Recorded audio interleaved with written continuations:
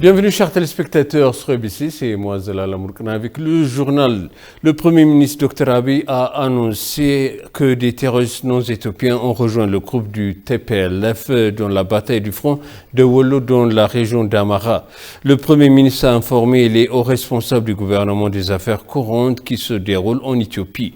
Le Premier ministre a également confirmé que des non-éthiopiens, des étrangers et d'autres noirs se sont joints et ont fait des sacrifices avec le groupe terroriste pour déstabiliser l'Éthiopie. Élaborant sur la guerre menée par le groupe terroriste TPLF et la manière dont il mène la guerre, le Premier ministre a déclaré que le soutien du peuple aux forces de défense était louable. Abiy a en outre appelé le grand public à s'unir et à soutenir l'armée plus que jamais.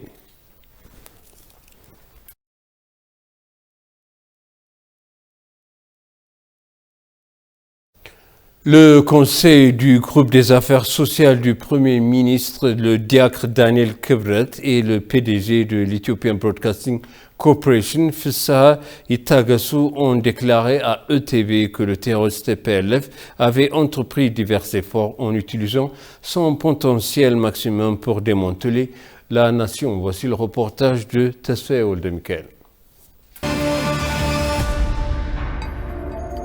Le peuple éthiopien célèbre un an du massacre que le terroriste TPLF a commis sur les membres de forces de défense nationale éthiopiennes stationnés à Mekelle, soutenu par la trahison organisée par des officiers retranchés dans le commandement nord de forces de défense nationale. Les soi-disant forces spéciales terroristes du TPLF ont attaqué le quartier général et les divisions du commandement à minuit en novembre 2020. Suite à cela, le conseiller du cluster des affaires sociales auprès du Premier ministre Daniel Kibret et Fissa Itagasu ont déclaré à ITV que les terroristes PLF avaient entrepris divers efforts en utilisant ce potentiel maximum pour démanteler la nation. Cette façon d'avancer du TPLF n'est pas un signe de force, c'est plutôt un signe de désespoir en supposant un assortiment de moyens de désinformation dont le public et un calcul qui amène le gouvernement au pouvoir à négocier avec eux. Combattre ce groupe en tant que force de défense nationale signifie une fois la nation et le public propre. Conscient de ce fait, le grand public doit s'unir pour soutenir l'armée de défense et vaincre cette force destructrice. Conseiller de cluster affaires sociales auprès du Premier ministre, le diacre Daniel Kibret a également expliqué de son côté que les Éthiopiens, à l'unisson, devraient comprendre sur le terrain ce que le groupe TPLF a fait et lutter pour les combattre jusqu'à leur tombe.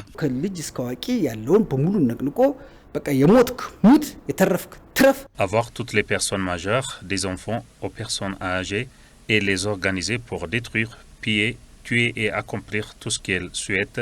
Vous regardez la guerre sur Facebook et YouTube de cette force qui se fait dire la crottée. Comment pouvez-vous rester chez vous et les combattre? Voilà à combien s'élève la mesure dans laquelle nous avons décidé de combattre ce groupe. Premièrement, la communauté résidant autour des zones de guerre, quel que soit le contexte, doit lutter pour sa survie et deuxièmement, les forces de sécurité, à l'unisson sans aucune différence, devraient s'efforcer d'éliminer ce groupe terroriste toujours sur terre d'une manière imprévue et d'une manière artistique de vaincre. Le terroriste TPLF a commis les crimes contre l'humanité et les violences des droits de l'homme le plus sans précédent pour démembrer l'Éthiopie était souligné. La première dame Zinash Tayachio a visité l'internat en cours de construction par son bureau. L'institution qui sera construite pour un coût de 400 millions de birrs pourra accueillir 320 personnes aveugles. La construction de l'internat a commencé en 2020 et devrait être achevée dans les 7 prochains mois. L'école qui sera construite dans le quartier Kaliti d'Addis Abeba couvre une superficie de 3,3 hectares. La première dame Zinash Tayachio a consulté des experts sur des questions qui pourraient aider à terminer le processus de construction à temps. L'internat est entièrement équipé avec un bâtiment administratif de logement pour les enseignants, des dortoirs pour les étudiants, des chambres d'hôtes, des bibliothèques, des réfectoires et un laboratoire informatique.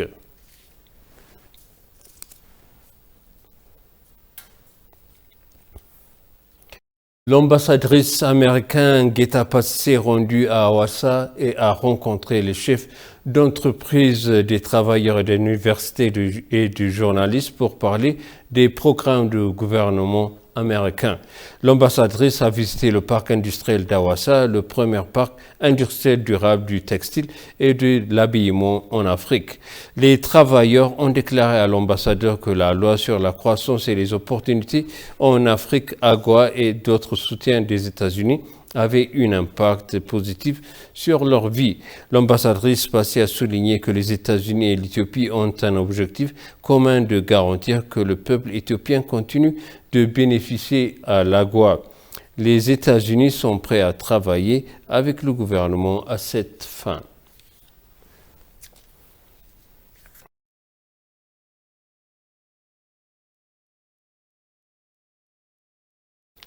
Industrial Park Development Corporation a déclaré qu'elle entreprenait des activités pour augmenter le flux d'investissement des hommes d'affaires nationaux dans divers parcs industriels. Pour réaliser l'industrialisation, l'Éthiopie développe 24 parcs industriels à travers le pays. L'information obtenue de l'Industrial Park Development Corporation montre que 116 entreprises phares font des affaires dans 13 parcs industriels administrés par le gouvernement fédéral.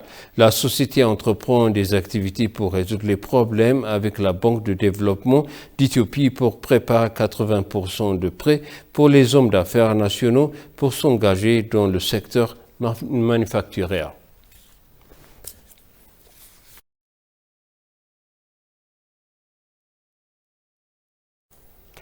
La pandémie de Covid-19 affecte négativement les industries de cuir en Afrique.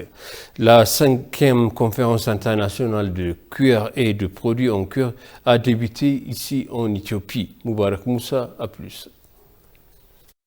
Plus de centaines de participants de 19 pays se réunissent pour discuter des principaux défis et solutions à la conférence sur le cuir et les produits en cuir à Addis Abeba.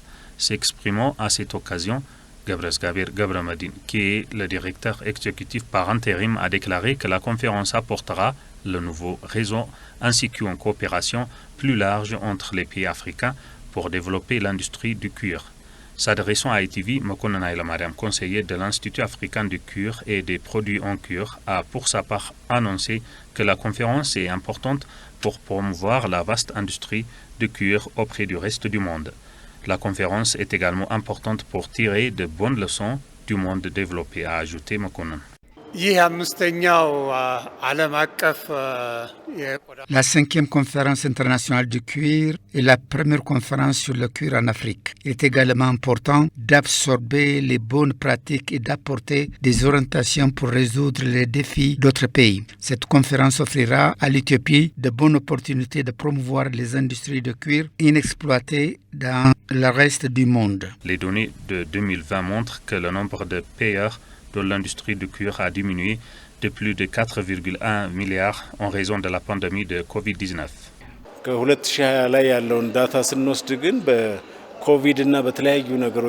Quand on prend les données 2020, la pandémie Covid-19 est négative à l'industrie de cuir. Ainsi, le nombre de payeurs de cuir a diminué de 4,1 milliards.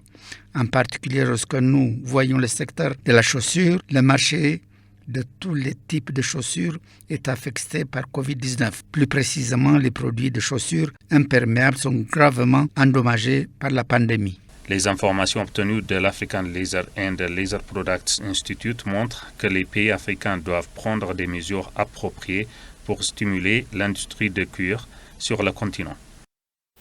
Et pour conclure le journal, un responsable de l'ONU a discuté dimanche des options des médiations et d'une possible voie à suivre pour le Soudan avec son Premier ministre déchu un jour après que des centaines de milliers de manifestants sont descendus dans la rue pour exiger la fin du régime militaire.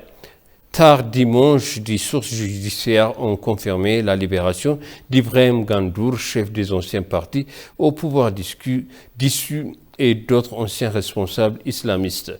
Hamdok a exigé la libération des détenus et un retour à l'accord de partage du pouvoir d'avant le coup d'État. Avant de poursuivre les négociations, ont déclaré des sources prochaines de lui la semaine dernière. Des sources judiciaires ont confirmé la libération des anciens ministres des Affaires étrangères de Bachir. Tout avait été détenu sous les ordres d'un groupe de travail visant à démanteler et à empêcher le retour du gouvernement de Bachir que l'armée a critiqué.